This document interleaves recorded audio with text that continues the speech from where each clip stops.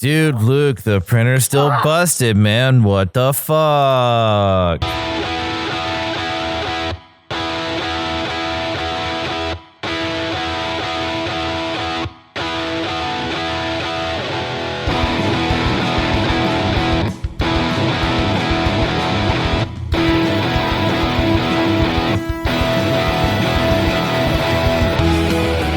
How's it going, everybody? Welcome to episode 83 of the Topless Robot podcast. My name is Ryan. I'm Tyler. I'm Brooks. I'm Dan. And we have no guest this week. We certainly have no guest. There is not a guest at all. It's just Tyler as normal. As I've always been. And just normal as Tyler. Just kidding. It's Devon K from bands such as Direct Hit and Dix. Yes. Wait. Yes. Otherwise known as Devon K and the Solutions. I will never not call that band Dix. You're the first person who's actually called it. That's usually like a joke if someone reuses a bit, but honestly, I've never been called that before, which is so tough. I'm glad that we could do that here today. It's official. It's already been an enriching experience. Welcome to the podcast, Devon. Say it again. So how has your quarantine been? Oh, fine. Animal Crossing, Resident Evil 3, writing a lot of music by myself in my room. A lot of hours spent writing a hip-hop song and then going like, what? Oh my God, no. And then, going to bed. What about you? Largely the same, minus the hip-hop. You should give it a go. I don't know. I don't know if I have it in me. You sound like you regret giving it a go. But you have to let those abominations out into the world. You have to own them. Yeah, release your abomination. What would quarantine hip-hop be called? Sick hop. Ha! Yeah. There it is. There it is. I knew Brooks would have something for us there. So what's going on this week? I know Florida reopened their beaches. Yeah, man. It's spring break again. Spring break part 2! And immediately upon reopening those beaches, were available pictures of clusters of people on the beach. Just large swaths of people enjoying beach time in their now reopened Florida beaches. Have you ever been around a beach? It's very enticing. It draws you in. If anything, I blame the beach. They can't resist the call of the sea. The siren, I get it. Honestly, I get it. I, Tyler, totally agree with what those people are doing. As someone who grew up a good portion of my life in Florida, I never made it to the beach all that much. But that's just kind of me. Like, they're open. Hey, I should fly out to Florida right now. I bet flights are super cheap. I wonder if Ron John's still open. They're getting bailed out. Yeah, right. So, I honestly have mostly only been paying attention to COVID-19 news for the past week. It feels like it's the only news that we can get. I think the biggest nerd thing that happened this past week is San Diego Comic-Con is officially canceled for 2020. For the first time since it started, they are skipping a year. And that's notable because that wasn't coming up until July. So it seems that people are kind of starting to, at least some people are kind of starting to see what the real what the real scale of this is going to be as far as time is concerned. Yeah, definitely. I mean, it's a smart decision. It sucks, but it's better than just risking people's lives. Yeah. Yeah, I don't. I would hate to see what a con would do. If a bunch of people went out to a con right now, that'd be It'd be like Florida beaches all over again. We did the C2E2 panel right before all this happened. Oh, that's right. You did a Jackbox thing, right? It was totally weird the whole time. It's like in the back of your mind. It was like right before everything started getting. Everyone was just kind of, not touching and maybe covering their mouths as they were breathing through them. By the way, that wasn't a dig. I love cons. That was just my one joke. Tyler's here. I mean, the jokes are about the same. Considering That sounds pretty cool. Considering how prevalent con crud is, like PAX has PAX Pox, whatever the fuck you want to call it, with whatever con you're going to, Namthrax, fucking whatever. Namthrax is definitely my favorite of all of them. It's my favorite band. Yeah. But like, it makes sense that under the best of circumstances, you're coming home from a convention sick. Most What? likely. You mean a gathering of people from a bunch of different states and countries carries illness? What? Sick. And honestly, all the stuff you can buy at those cons, you can probably find on their Etsy store. So Yeah.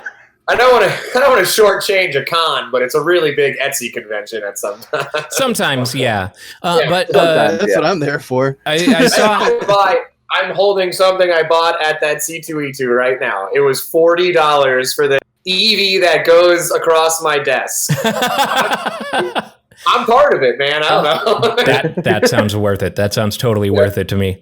And it's something that had been brought up on Weekly Weird News or Internet Today, I can't remember if it was one of their Weekly Weird News or just one of their news dumps, was that for a lot of those artists, especially for a con as large as San Diego Comic-Con, for a lot of those artists who rent out booths in Artist Alley, that's a huge source of revenue for them that they're missing out on this year. So that's going to have a tremendous impact on them.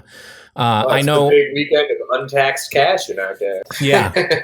I know my friend Ashley, she was already kind of going to be taking a break from cons because she just had a kid, but she started doing just sketches and selling those sketches for like $50 to $100, online, just posting them.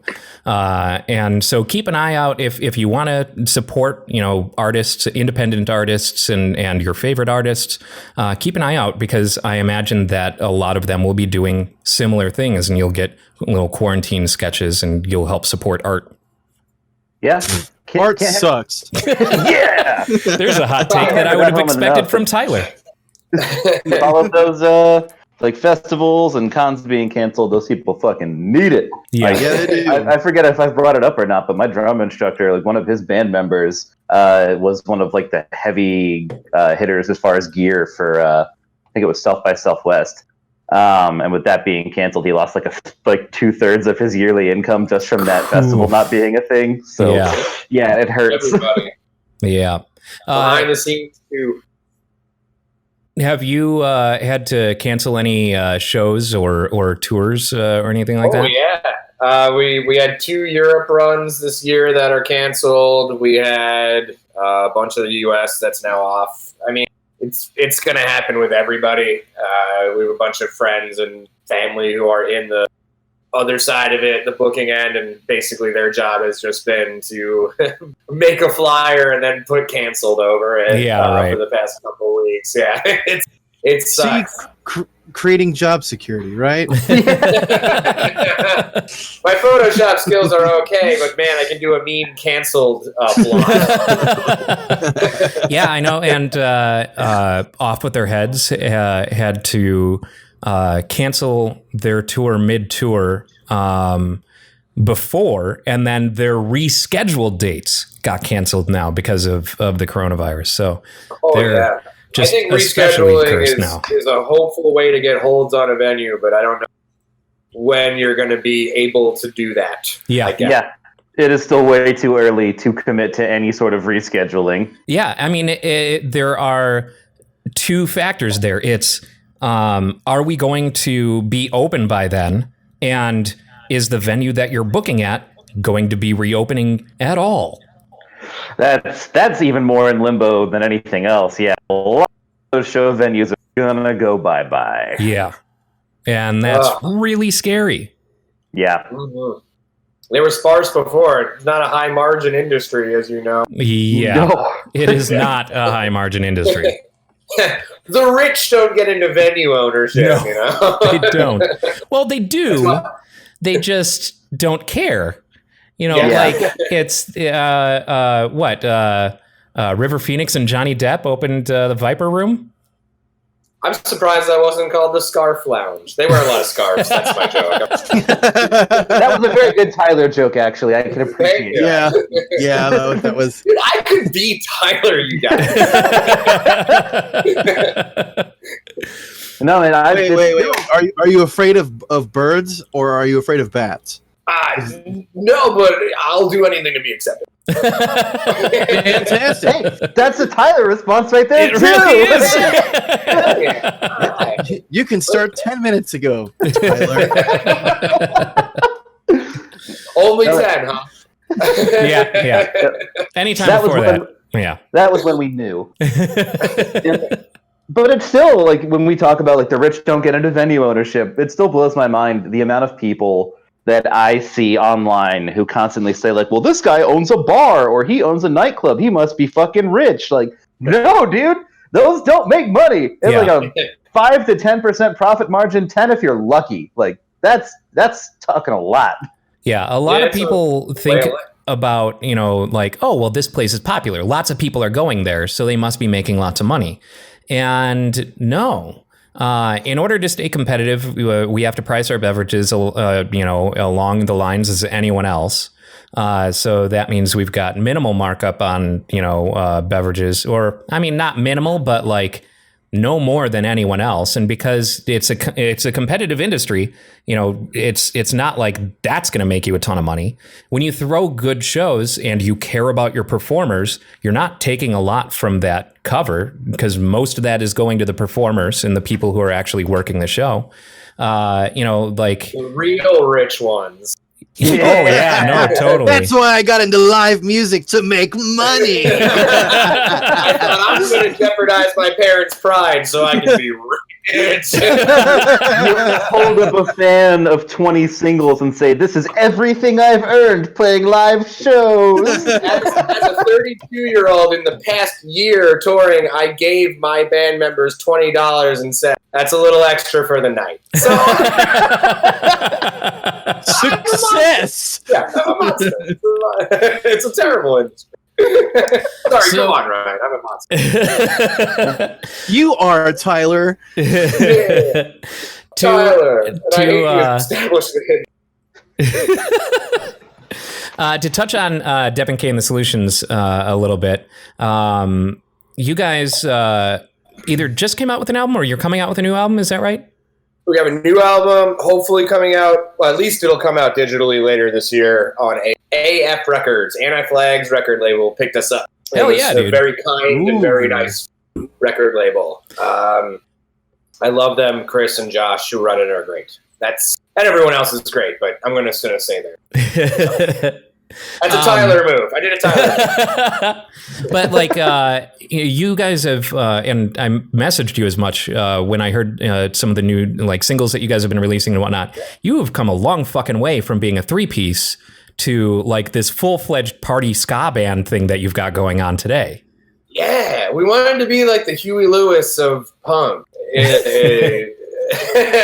And then now it's getting more into like, as we keep writing and working on shit, we also have like these acoustic mixtapes that we put out that are our old songs reworked with like techno beats and horns still. We're just really fucking doing whatever we want. I guess, I've been working in music for a while and doing the grind, and I came back after doing it for like 6 years straight and kind of going like, I would like to make whatever I wanted, and now I get to. Not that I don't in Direct Hit or anything. I think Direct Hit just has a more outset vision, and then now I'm kind of fucking around and doing stuff with this band, and I guess I really love ska, so there's no upstrokes yet, but it has a full horn section, keyboards. It'll be big. You're gonna like it. You're probably gonna Fuck.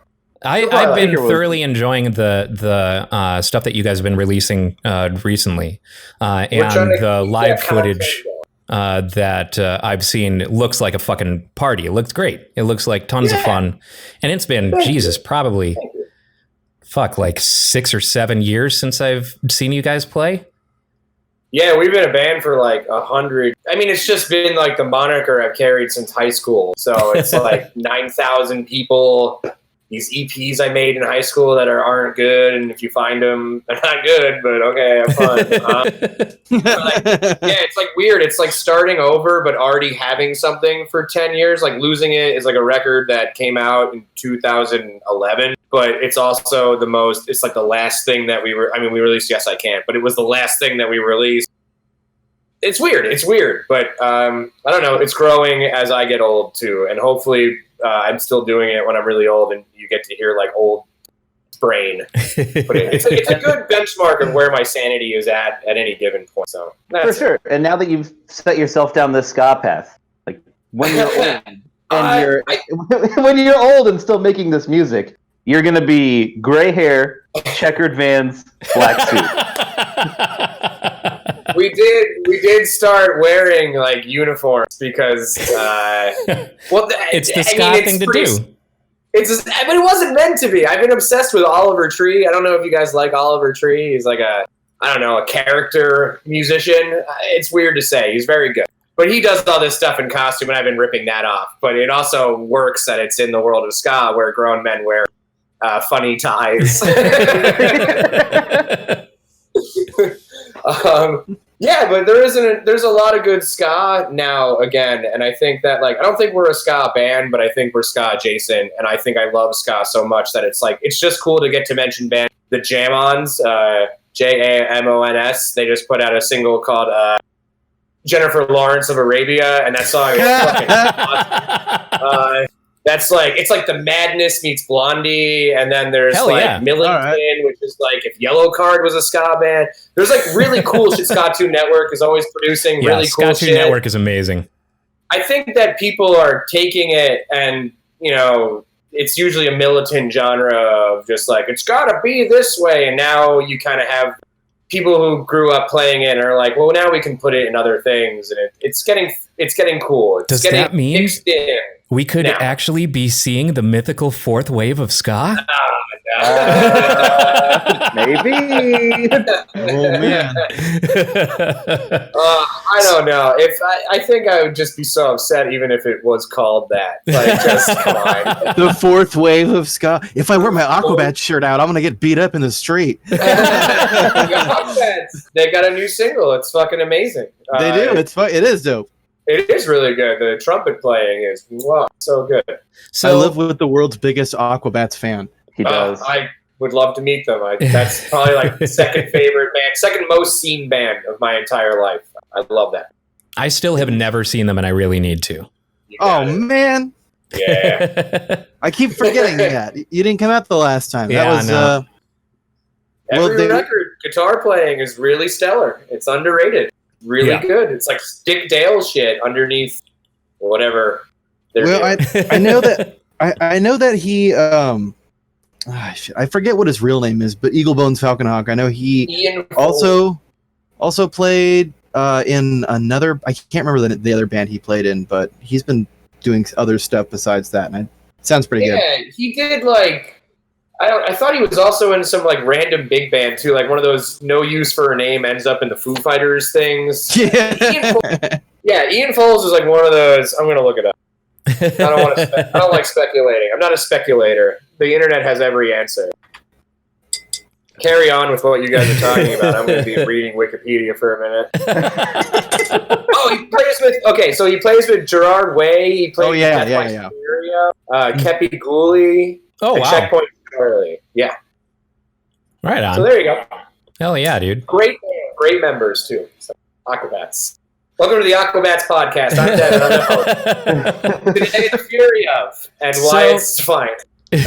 With the stuff that the style that you're currently working with, it's departure. Well, I'm sure not entirely, from a songwriting sense, but from a musical sense, it's a departure from when you were a 3-piece. Do you feel like now you're able to make the music, or are making the music that you wanted to make all along, or is it just kind of a natural progression kind of thing? That's a very easy question. Yes, I do think I have a really good team. I found this weird well of musicians from Lawrence University. Lawrence is great. Wisconsin. Yeah, and they all ended up moving to Chicago, and they all know each other. And I met Jacob Horn, who's our trombone player, who is one of the best trombone players I've ever seen. What a fortuitous name. I know, right? It's like the dumbest. His destiny was written in his bloodline. And so the guy with Horn in the last name, I know, ended up being a great horn player and introduced me to the best trumpet players I've ever met. And now Joram, who plays keyboard but also plays bass and direct hit. And they're just these and Jake Levinson, who played in great bands like Truman and His Trophy. It's such a good band, and Ryan is still the original drummer.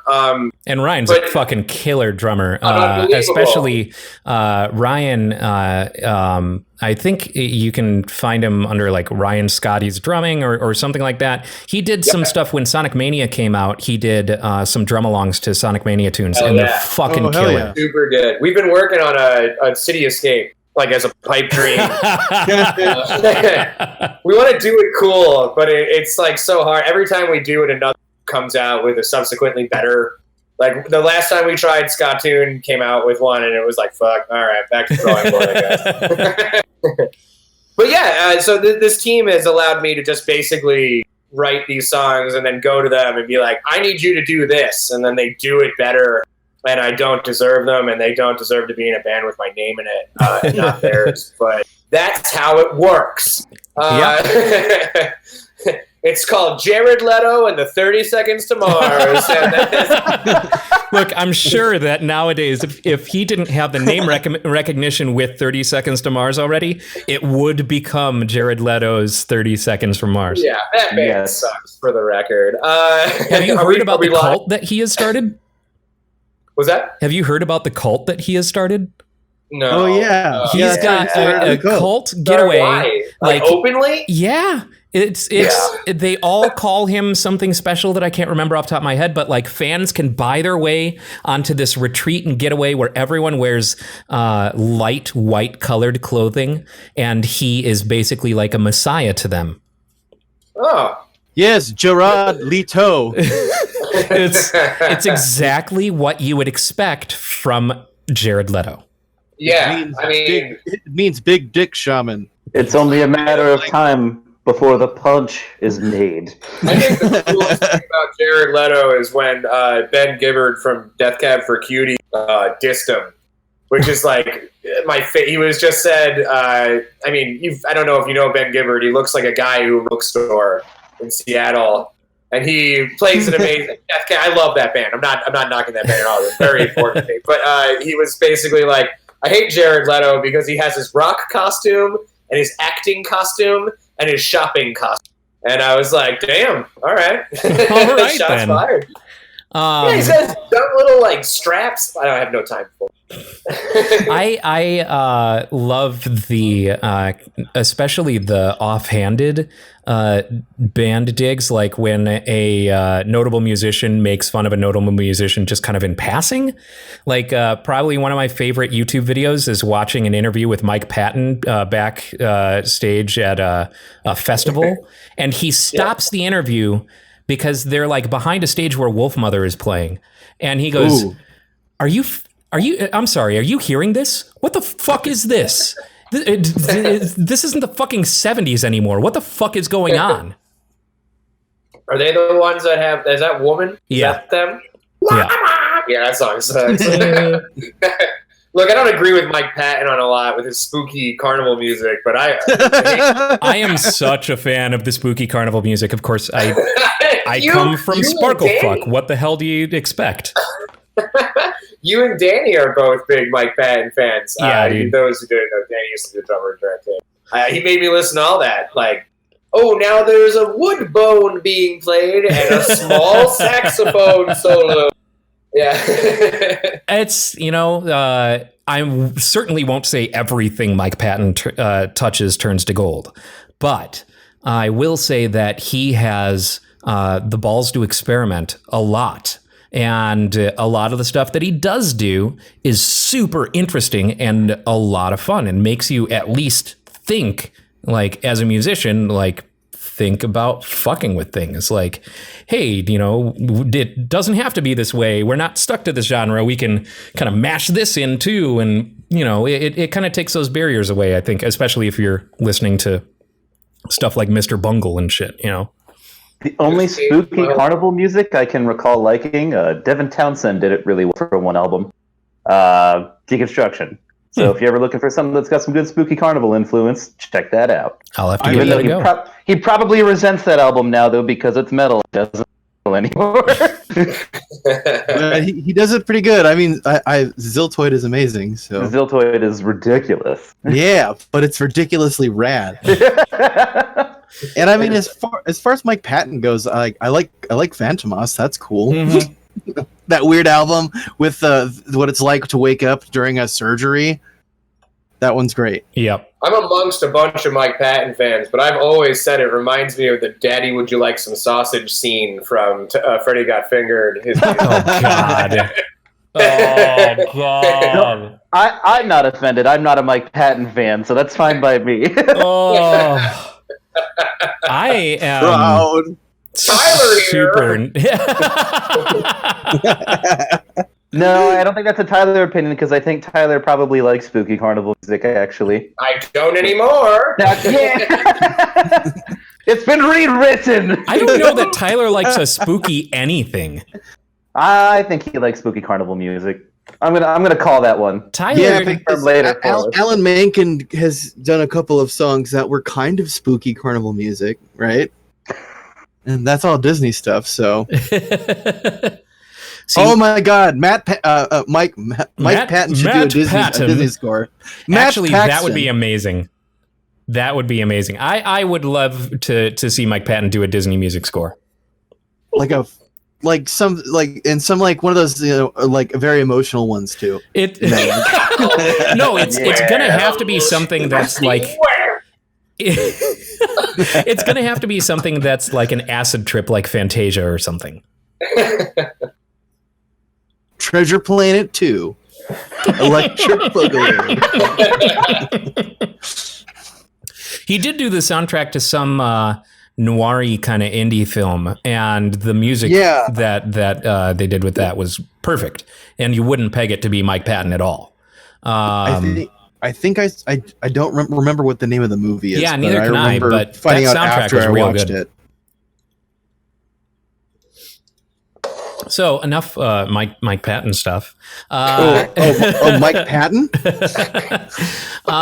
Devon, you're also in Direct Hit. So Yeah. I said that as an introduction with the idea that I'd come up with a question in that, but I don't really. I mean, you're in two bands now, both of which are on labels that are seen with pretty high regard. How do you feel about how does 15-year-old you feel right now? He would be like, "Why don't you have more money?" No, I don't know. It's a wild question. I guess when you're in the thick of it and you're trying to make good stuff, you don't think of it that way. You just go like, "Oh," like all the time. But yeah, I guess when you put it that way, it's pretty cool. I think there's a lot of fantasy about what it is to have things like that. But I also don't take it for granted. I'm extremely thankful. I get to play shows where people go to them sometimes, and that's a really wild thing. But also, everybody's broke. Like the music industry is just a weird. and there's changes I think that need to be done to the way it's all put out and the way we release music. We got to get with. I think rock needs to get with the times. I think it's a really boring statement, an old guy statement. When you watch the way the kids are releasing music, I don't know if a 2-year album cycle is the way that we should do it anymore. Nope. I think maybe that's just my watching too much TikTok, but I think that it's different now, and I think that a lot of labels are going to start changing, and I think it's going to help a lot of people. I certainly hope so. I mean, the labels have been have been needing a change for over a decade at this point. It doesn't benefit each other anymore as much as it used to. It doesn't even benefit one kind of a thing. It's a lot of gambling and high, low investment, low failure, high return. But you have to also bet on a lot. It's a lot. There's a lot of people making good music. It's tough. Yeah, and people want that content drip now. They don't want the big drop of an album. They want to be getting I want every week or every month or something ridiculous like that. Yeah, but I don't disagree with that in a way. Now I totally am on board with that. Honestly, I think we're still making them, obviously, and we will. But I think the trickle release is almost I don't know. I think of things like Shithead Steve and Fuck Jerry, where you just turn on your phone and you're guaranteed to see something from that every day. And it's that's what they want, dude. Yeah, what if that was a band? I might be the latest to the party saying this. I'm like, you guys have heard of this internet? It's what? Well, I mean, I remember Jonathan Colton when he first started out and was still a programmer during the day. He started up Thing a Week, which was actually inspired by They Might Be Giants. And They Might Be Giants had the dial-up songs, so you could dial in. And his thing, he was trying to challenge himself as a songwriter and try and write and produce and record a song every single week. And I think not only is that a good practice, from a, get your chops in shape, kind of approach, but it's now kind of become the norm with, YouTubers and with people like that who are just content creators. I mean, look at us. We do this once a week. Granted, it takes absolutely no skill to do so. It's still something that this is the flow of content. You build the infrastructure. I don't know. Don't sell yourself short on that. This whole thing came together. So a lot of people during this whole thing are like, I'm going to start a podcast, and then they start a podcast, and they're like, you guys are doing it. This isn't Tyler saying this. This is Devon. Thanks, Tyler. This is the one thing, this and hosting Rock Band Monday are the two things that I've done with regularity for the longest in my life, because regularity has always been something that I've hated. I hate having something scheduled. I've always hated having something scheduled. But I fucking love doing this. I mean, shit, man, this is the 83rd straight week that we've done an episode of the podcast without fail. I'm pretty proud of that. Pretty good. But all that said, it doesn't take... Tyler, you could have gone to 90. Nice. All that said, without, it doesn't take the same amount of exercise and skill as it would to write and produce a song in that same time, period, with that same regularity. Yeah, this is the lazy man's content drip. It's a content drip. It's weird. I think that's why we've started reworking our own songs and then releasing them in a different genre. As not only A, an exercise, but B, a content drip. It's weird. Some people don't want to listen to a song. I think a good song is a good song, and I think some people will with an acoustic guitar, and some people want it with a loud guitar. You should give them whatever they want, because people are fickle. Yeah. And you're an entertainer. I don't think it's selling out. I think it's meeting the demand of your suppliers of money. It's not punk, but I gotta pay my rent, I don't know. Fuck yeah, dude. Stuff. But enough about me. If you wanted to be a real punk, bro, you'd give up all your possessions and ride a train everywhere. Yeah, live in a dumpster.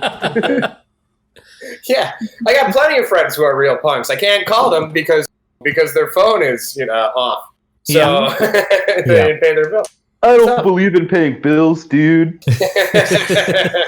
Bills are a construct of the capitalist society of which you see crumbling around you. You know what? Taking a shower every day is just like something I can't do, man. I just wait like a month at a time. It's what they want. Yeah, that's why he became a drifter, dude. Why do you think they just leave those train cart doors open? That's for me to get in. They can't shut all the doors, They can't shut them all. No, they can't. But to that, I think it's more punk nowadays to find individual, like rap, individual revenue streams from the people that care about you more than it is to put out a large, not personal record because you're on a cycle. You know what I mean? It's like, yeah, that's all. I'm still going on that preach thing, but I think artists when you've got to be okay with. When you've got something to say, you write it. You just gotta let it out, brother. As opposed to no, but I mean, like when it comes to songwriting, when you've got something to say, you say it. Yeah. As opposed to being contractually obligated to do so. Which we are. Even when you're contractually obligated to do so, it's almost like do it the best that you can. I know it's weird, but it's like... But it's that disingenuous thing, It's like, it's, okay. That's, I fully think, aside from, probably the... willpower of 80s and 90s rockers versus the influx of money that they were getting at the time. But I fully think that one of the reasons that drug use was and heroin use and like hard drug use was as rampant and, destroyed a lot of the rockers in the 80s and 90s was because they had to, I got to get inspiration. And a lot of us turned to drugs or alcohol when it comes to inspiration because it lowers a lot of walls and puts your brain in a lot of places that it normally isn't. So when you're on a fucking calendar for that next album and you're lacking inspiration, what the fuck are you gonna do? Interesting way to think about it. You're gonna snort that inspiration, bro. Get all smacked up on hope. How the fuck else am I supposed to become introspective? So 90s money was wild. I don't know. Different ball game. Yeah, no kidding. Yeah. So what games has everyone been playing? I know Devon, you kind of mentioned Resident Evil and Animal Crossing. Has anything else been kind of piquing your interest during the quarantine? Have you been revisiting some old stuff or looking forward to new stuff? I've been playing Fortnite with Joram, the bass player and keyboardist from Direct Hit and the Solutions. And our trumpet player Ian. We play on Fortnite quite a bit. I gave it $10, and I'm not sure why. If you're gonna play Fortnite, you got to give us a dab on stream, right? What is that? Tyler would do it. Well done. And Tyler's legacy was destroyed in an hour. My character can't dab. It can still only Donald Faison dance from the Scrubs. And I still don't know why I gave it $10, but I guess I'm Maya, but I'm not allowed to change Maya's costume, and I'm getting annoyed. I guess I don't know, but I'm allowed to talk to my friends. So that's why Fortnite exists. Yeah. It's pretty good. I like PUBG better. You clearly need more V-Bucks then. Yeah, obviously need more V-Bucks. Oh my God, V-Bucks are so funny. It is just like tapping into your brain the way they ask you for it. They're like, hey, do you want some fucking bucks? You're like, maybe not now, Fortnite. They're like, cool. Hey, what about those bucks? Like, give us the money, dude. We know you want that tomato head skin. Vito Pepitone. I know it makes me easier to hit. I don't give a shit. I like my headshot hitbox to be a big red circle. I want to be a fucking target. And I dance like the Sandlot. I don't know. Is that one of the references? That's about it, though. RE3 is the both of them. I've never played the source material, but the remake are unbelievable. I think they're some of the best crap that's come out. They're so fun. It's just so fun, and you don't care about human life, and it's so funny. Yeah, It's so funny to me. I never played the original RE3 either. I did play the original RE2, but I never played the original RE3. So this has been my first time through, and it's fucking great. Unplayable on the Dreamcast. It was unplayable on the Dreamcast. I remember just being like, "Oh, enough." Yeah, it was. But the new one is so good. All right, you go now. I'm talking. Brooks? I have been playing. Well, let me see. Sony gave us those free games on Wednesday. And did you guys get your Uncharted and stuff? Yeah, Uncharted and Journey. Yeah. I've never played Journey. Oh, Journey is so fucking great. Yeah, I decided to play it at like 12:30 at night, which was a mistake. So I need to play that again. Yeah, and well, so it's funny you say that because I was like, okay, well, I'm waiting for this amazing soundtrack, and I'm like, I need something that's going to keep me awake, and so I put on Sleep, like the band, Gotcha. and I played Journey 2 while listening to Dope Smoker until I think for like almost the whole song, and then I just I couldn't do it, and I just had to shut everything down. 48 hours? Just kidding. They write a long song. I mean, it's pretty close. Journey is a pretty short game and is definitely best experienced in sit down, play it from beginning to end in one sitting. Because it's only it's longer than a Sleep record. Journey. The next one's a short one. It's only 20 minutes. Journey is like 2 or 3 hour long game, something like that. It's a short. Oh, so I was almost done. Yeah. Okay. But you're tapped out. You're a quitter. Yes, I am. No, that is a fucking absolutely incredible game. Just such a great joy to play. I think it's still the only game where the soundtrack won a Grammy. Oh yeah, that's right. That's right. Yeah. Oh, cool. I love dumb Grammy knowledge. That's fun.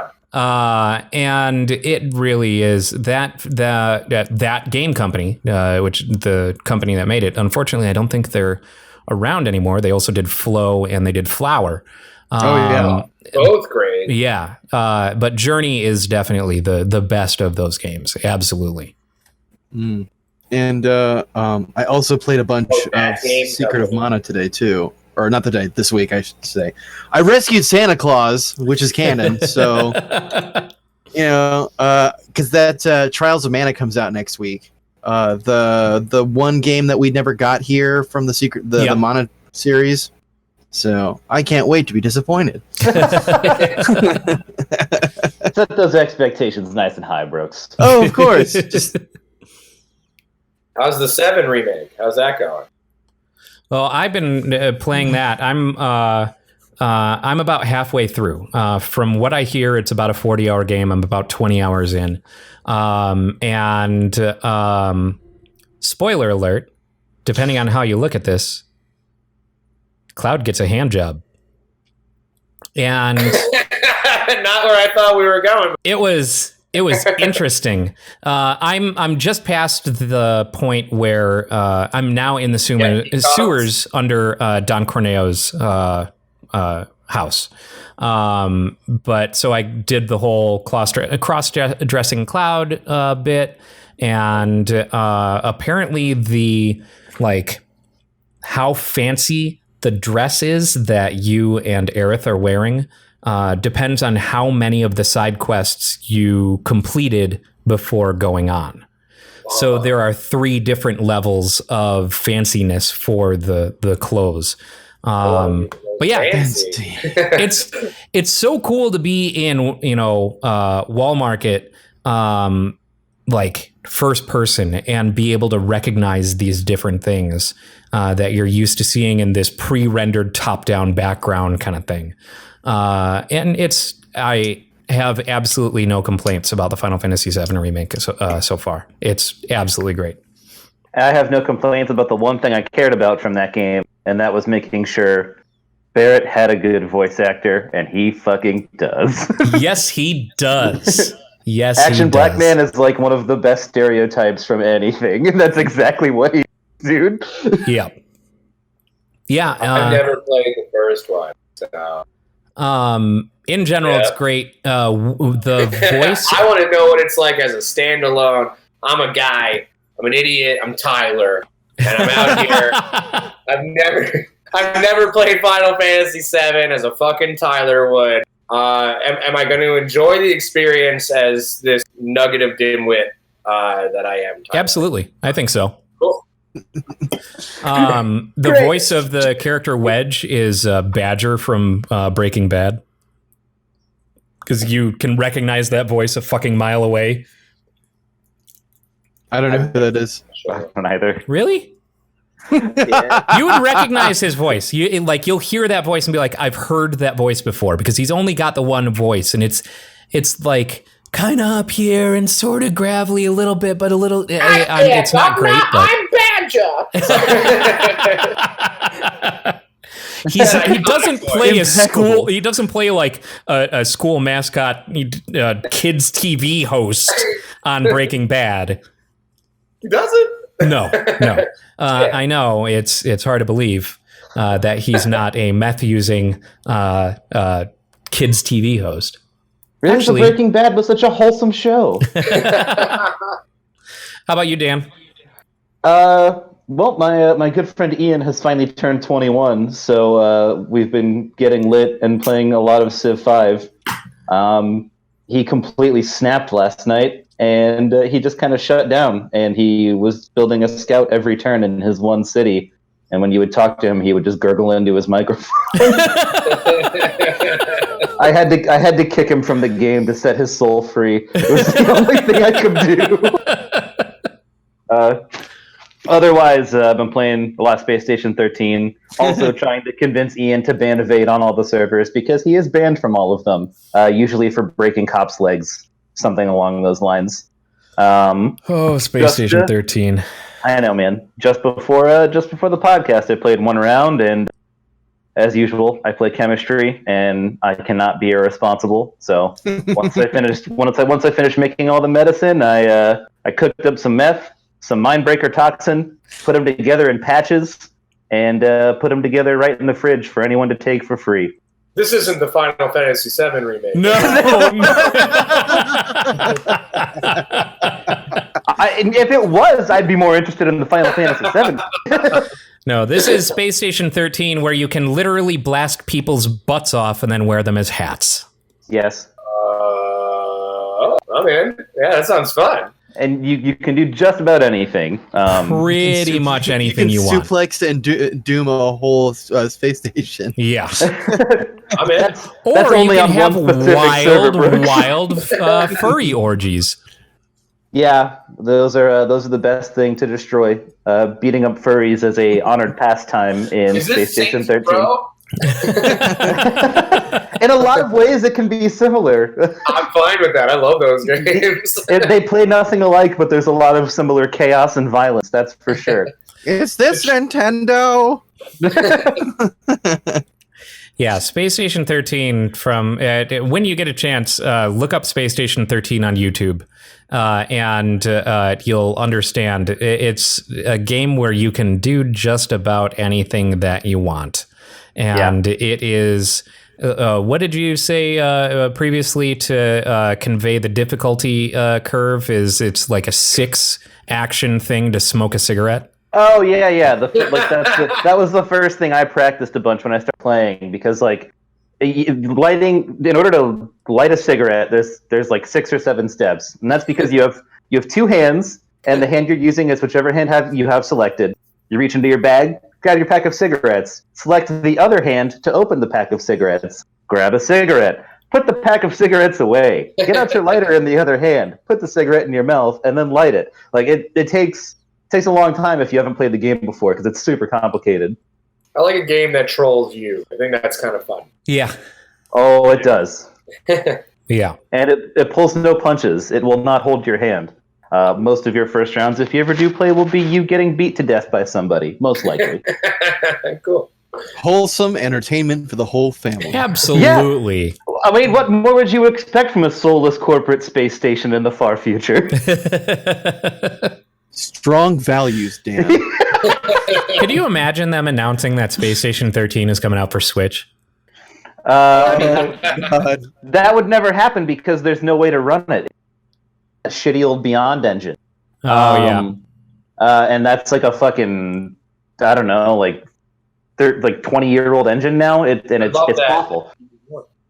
It's I like terrible. games that are like kind of shitty by design. I feel like that's what made PUBG good at the start. It was just like, this is if Counter-Strike sucked. like that's their tagline. Hey guys, you want to play a game? This is if Counter-Strike sucked. It's like, yeah, the background doesn't load in, but I don't know. It takes like 45 minutes. It's kind of fun. Who's player unknown? Really We don't enjoy fucking know. myself. But we gave him a game. Yeah, you have like 8 seconds of fun, and it's just like, well, okay, like that's $30. I'm in. Hey guys, frying pans? Yeah, I've never seen a frying pan used in a game. I just really want to celebrate the experience of trying to run a game on a computer at the public library. Space Station 13 could do that. But also, Ryan, I couldn't imagine ever having Space Station 13 on anything that doesn't have a keyboard and mouse.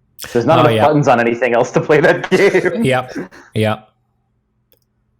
Yeah, I suppose that makes sense. What about if it had a virtual keyboard? You would suffer. You would all suffer. Also, no one will ever charge money for that game. It's fucking forbidden. That'd be breaking the rules. Then it will be made into a free-to-play game on the Switch. It will never. And you can buy things.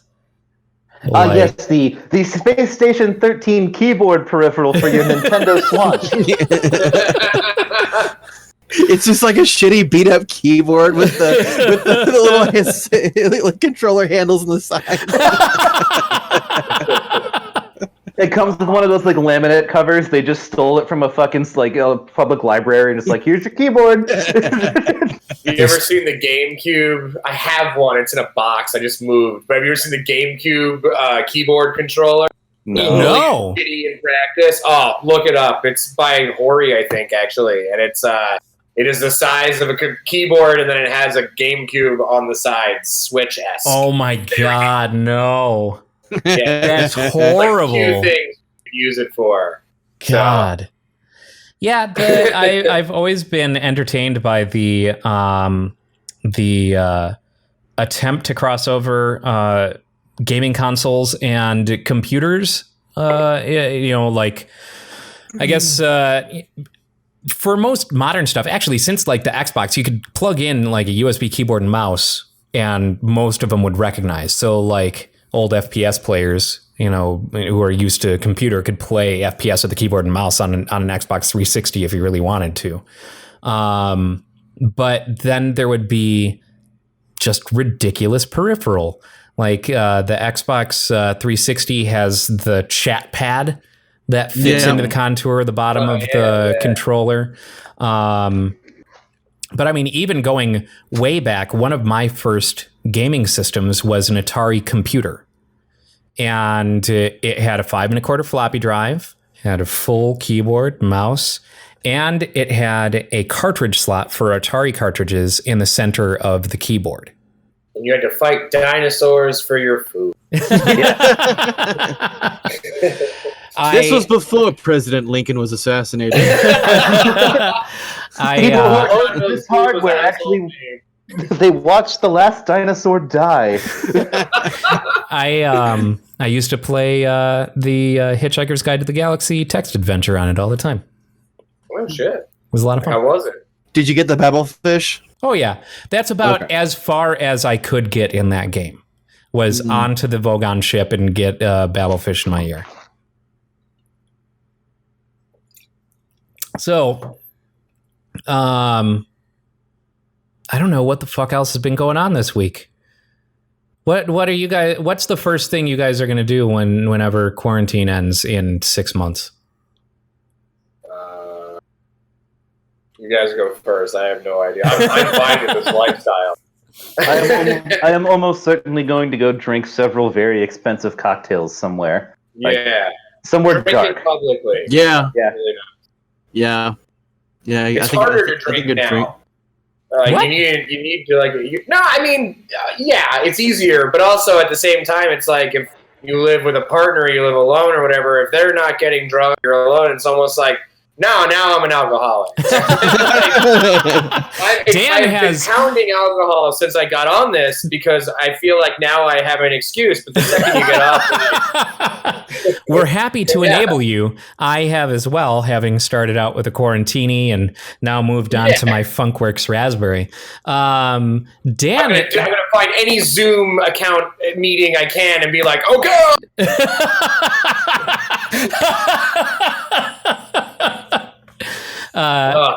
I'm sure Dan will tell you. Dan has no such reservations. No.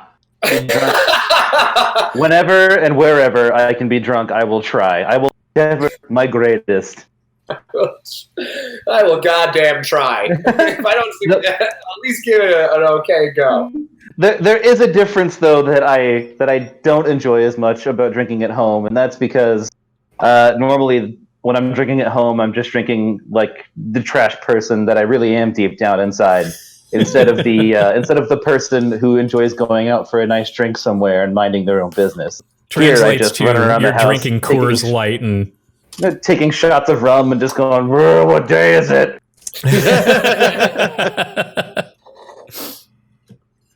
What a Tyler move. Yeah, what are you drinking, Devon? High Life. Right now, High Life. It's the best, and we had yesterday we The had champagne of beers. The champagne of beers. That's right. The champagne of beers. We had a bunch of Zoom meetings with family the past couple of days, so we ordered a bunch of liquor to be delivered to our house when we were drunk. Yeah. Is So I that think like shopping this when you're Go hungry? Club guy thought we were insane. It was like a 30 rack of Miller Lite, it's 18 Coronas, some cider, a bottle of wine, and then the kicker was 12 thing of Tostina's pizza rolls and 1 pint of ice cream. Hell yeah. And it cost like $94. And Yeah. it was like, it was a dumb thing that you do when you are alone and you, or at least quarantined. That's the most exciting thing, is a guy is going to bring me liquor and then I'm going to drink it by myself. You mean this guy's going to show up with beer and pizza rolls and just put them at my door? Yeah, and then not look at me. And I'm fine with that going forward. And not having to look at anybody. Yeah, it's time. Yeah. How about you, Brooks? Have you been imbibing more than usual? I know you don't usually drink too much, really. but I think I've had like a glass of wine. yeah, I suppose. In the quarantine or like today? Oh, and like total quarantine. But I've also been doing the keto thing, so I can't have beer. Brooks is also not much of a drinker. He's more of a smoker. Yeah. And you're still doing your day job uninterrupted so far, yeah? You cut out most. Yeah. You're still doing your day job uninterrupted so far, yeah? Yep. So I still go to work. So What do you do? What's your job? oh right, yeah. I'm a caretaker for special needs guys in like a group home. So yeah, so I just show up and slack off all day anyways, and now it's maddening because it's like, well, I can't do anything fun at work because then what am I going to do when I get home? But then what am I going to do when I go to work the next day? And it's just like this. The morbid truth of Brooks's profession is that he will never be out of work. Clients die. That's it. Like, Yep, Fair. I'm essential. yeah.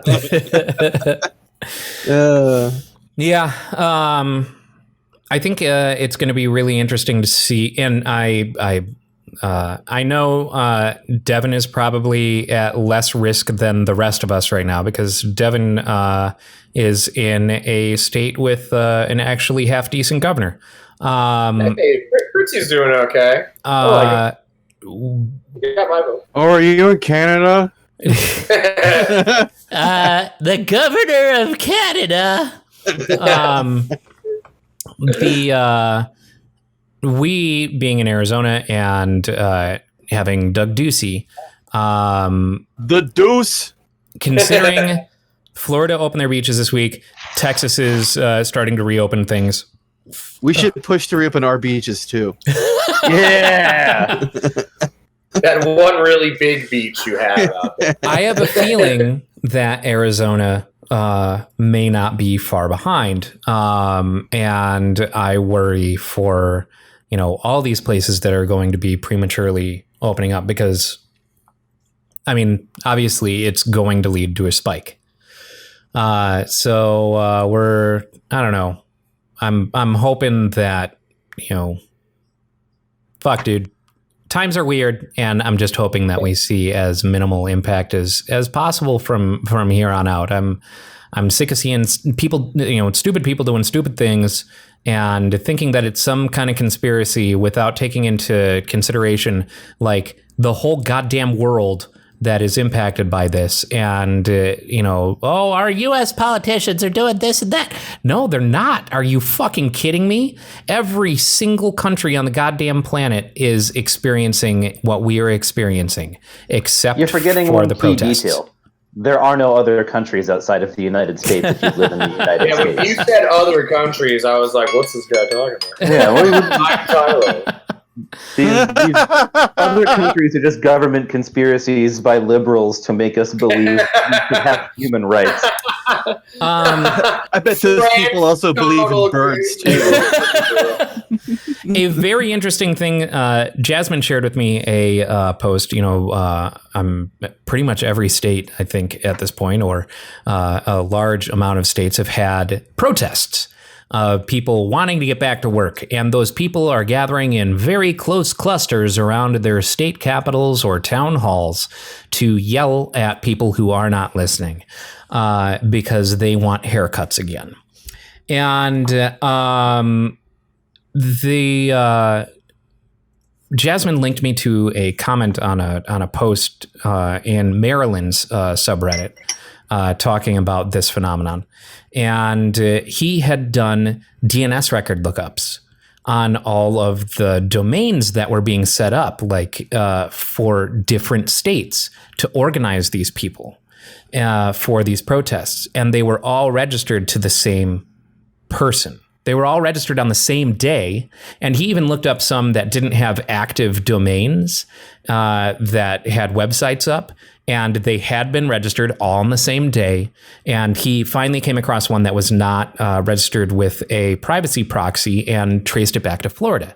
So one organization in Florida is masquerading as multiple gun groups in other states to organize these people to protest the quarantines and try and get people out. He even also brought up as an example, he's like, so here's the Facebook group organizing this state. Here's the Facebook group organizing this state. Here's the Facebook group organizing this state. Look at the descriptions of these groups. And all of the descriptions from state to state across the country were identical.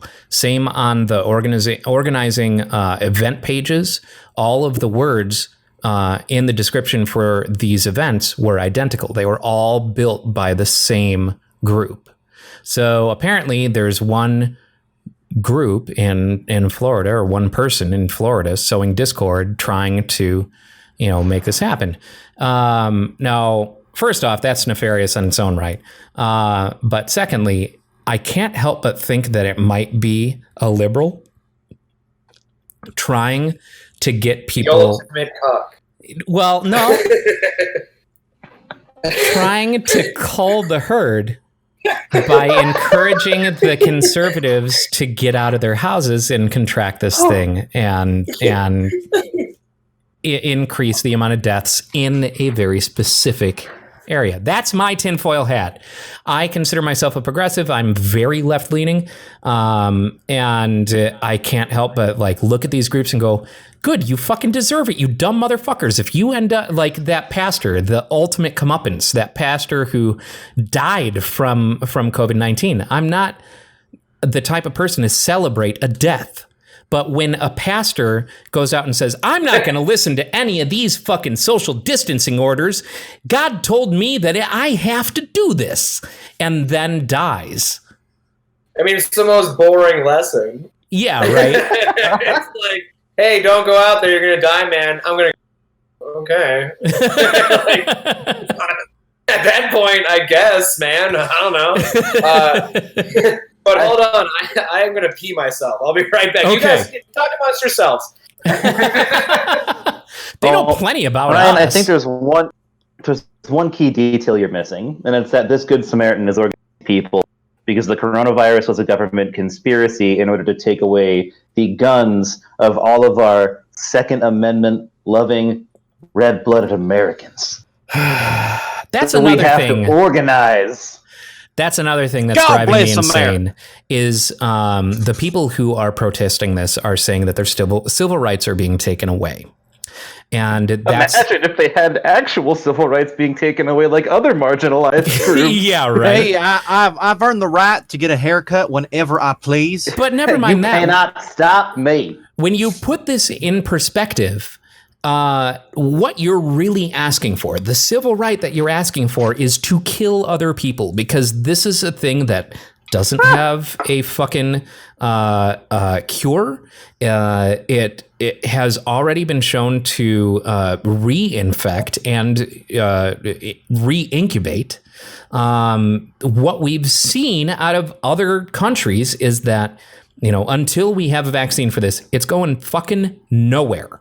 So what you're protesting for, the civil right that you're protesting for, is to put other people's lives in danger. That's not a fucking right that you have.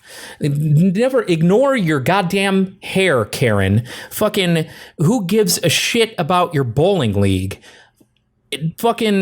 You're... right. Just drive me insane. Don't tread on me, Ryan. Don't tread on me, brother. What did I miss? You guys, Just Tyler here, and I don't give a shit about anything. Yeah! You missed out on the 5G conspiracy. Oh God! Don't even get me started on that one. Fuck. My favorite thing is, like, the best part about the 5G conspiracy is that there's a type of person that has existed throughout time, and it was the guy who was angry at the radio, and the guy who was angry at the car phone, and the guy who was angry at the cell phone, and somehow every time we get that person who's just like, it's gonna kill you, and you're like, Jerry, dude, go to bed. It's the same as the first caveman who watched his brother jump in a lake and take a bath, and he was just like, Crunk been dirty forever. This is bad. My God, I know it's boring, but cell phones are like the only thing to do. Can we not bother with 5G right now? I need it. I need to look at porn fast. Gotta go faster. Gotta go faster. Yeah. Gotta go faster. Yeah. Crunk, did you not know that water is leading cause of drowning? Water is big cave conspiracy. They exist to drown more cavemen. Oh God. Just, I mean, I feel so. I always thought that the internet and the increase of the availability of knowledge and information was going to be the great, equalizer in society. That, we have the whole wealth of information, especially now, at our fucking fingertips on our phones. We have phones that are more powerful than the first PC that I have personally ever built. Like 1920. It's insane. But we're old. It has only allowed people to believe bullshit. I mean, certainly it has increased the availability of knowledge, but it has also increased the availability of bullshit. I've always said that if you showed George Washington a cell phone, he'd fucking die. Like, if you brought him back to life and you were like, George, check this shit out. Ask a question, dude. And you would die. You'd be dead. And, I think it's the most human thing in the world to completely ignore the power and wonder of something so important and use it for poop gifts. If anything, I defend that as a human being, is that of course we're going to miss the point. That's all we've ever done at this point. Yeah. So you know what? Don't listen to misinformation. I'm being a Tyler right now. I'm just a Tyler. Fucking Tyler, dude. Yeah, unbelievable. Fucking Tyler. Classic Tyler. So we have gotten to the end of the podcast with that podcast over. Very angry rant of mine. But I am looking for an Ask Reddit question for us to answer.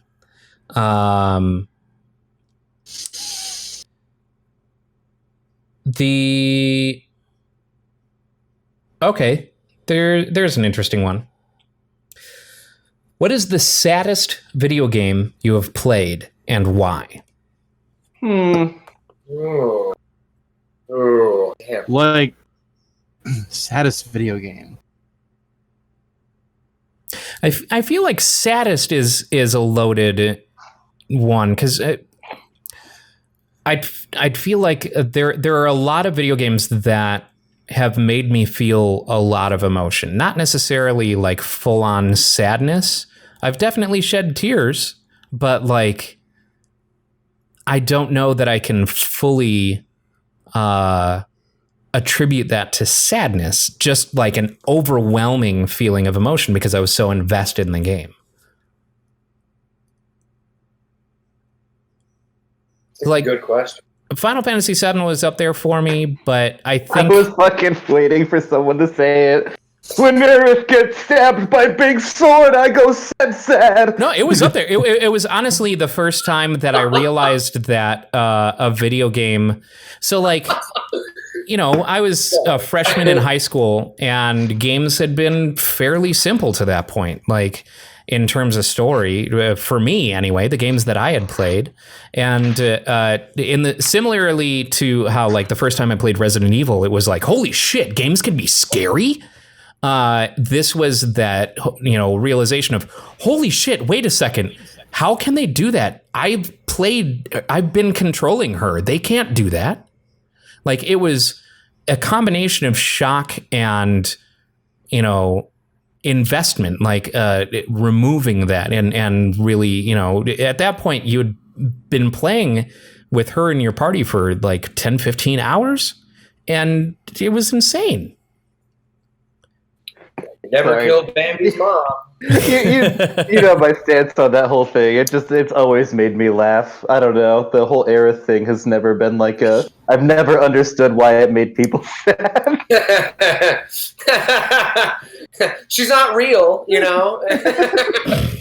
Like I kind of get it. I get what that scene was supposed to reflect, but also like, it was just kind of corny to me. That's all I ever. Look, in 1997, it was a different thing.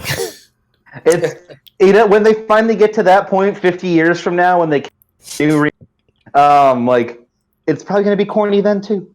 Oh yeah, absolutely. It's gonna be corny in high def. High def corny. For corny. But yeah, aside from that, like indie games have a greater tendency to be sad. Indie games try a lot harder to do that for sure. Oh yeah, every game is like figuring out the trauma between you and your dad, or like remembering the father who wasn't there, or I have to deliver this scroll. I don't know. I feel like there's all the indie ones or the weird ones, like the I have no mouth and I must scream, and I don't know. There's sadness in a weird way to the Stanley Parable because it's like a weird box of your mortality. But the most boring answer and the one that made me totally The Last of Us, I was Ellie's fucking dad. I was her fucking dad. Fuck you. It's like I'll kill the doctor. I'll kill anyone. I don't know. I remember weirdly being like invested in that game, and at the end, like when I don't want to spoil it, but it's like The Sixth Sense. Just fucking play it, you weirdo. It's available everywhere. When they do the whole thing where she's like, "Oh, did you kill them for me?" And he's like, "Oh no." And then I was like, oh, and that was it. That was it. That was it for me. I love that game in that sense of that set. It was like it was the only. They do a lot of games like that where you're a parent and it's supposed to make you feel something. I feel like The Last of Us was the first to make me go, if I ever spawned, I bet I'd probably take care of it. What are you, Brooks? Well, that's. I mean, as far as eliciting like a strong emotional reaction, like the Final Fantasy VII thing, there really hasn't been a game that's like made me like cry openly or anything like that. But there's been a couple of times, a couple of games I've played that that struck certain nerves. Chrono Trigger being one of those in particular, as far as slogging through all that goes and the story and stuff like that, which I won't talk about because people need to play it, and I'm not going to give it away. But it's good. A Chrono Trigger them.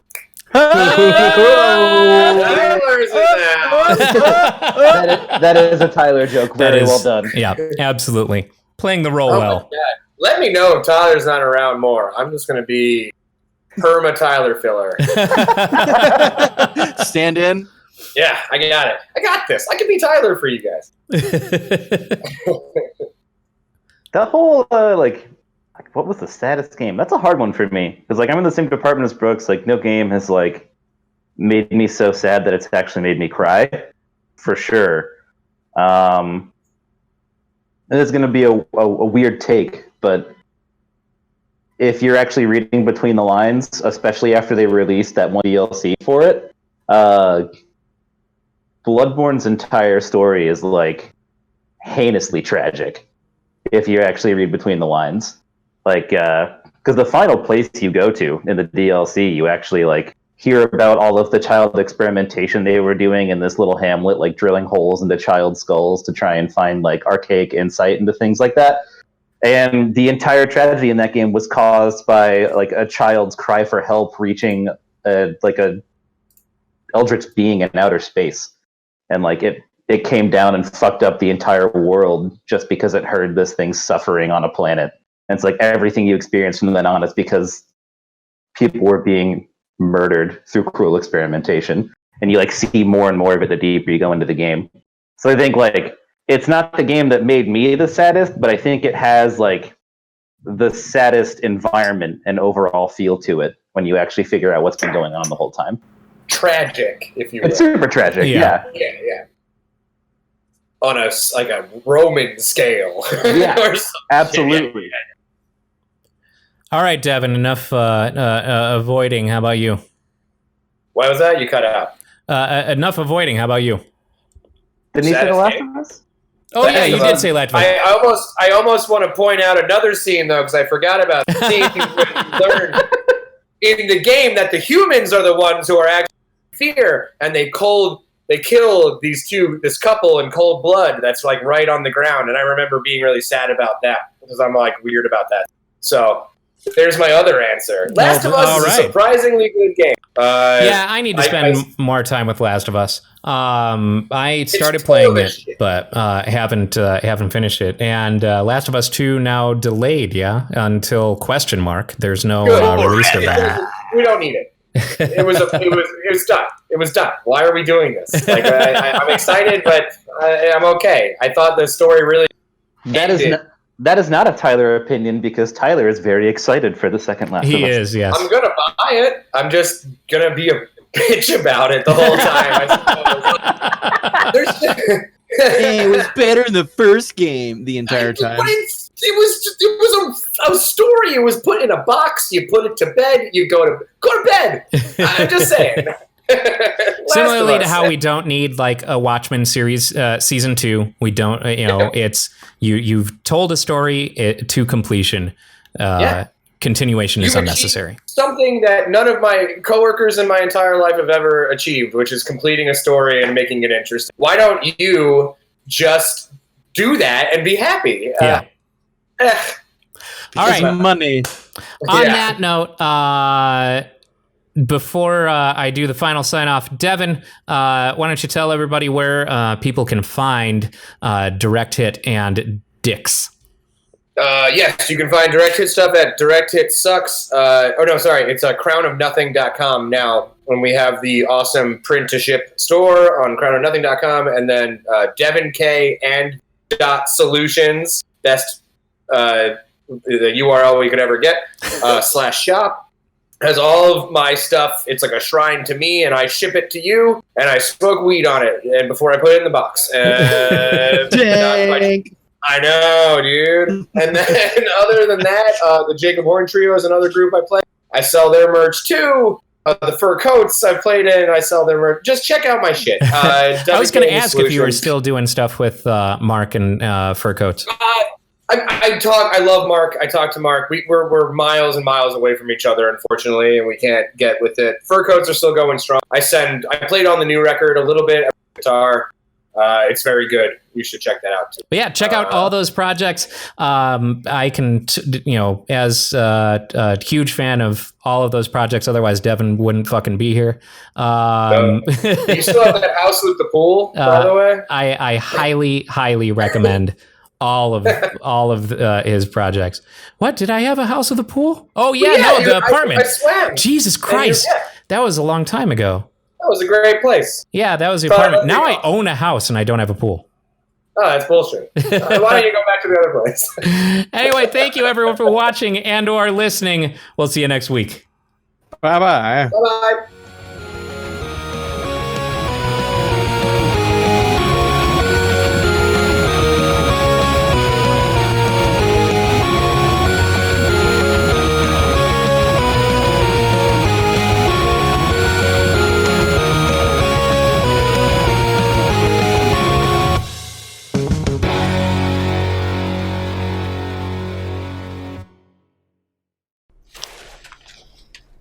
Is this your card?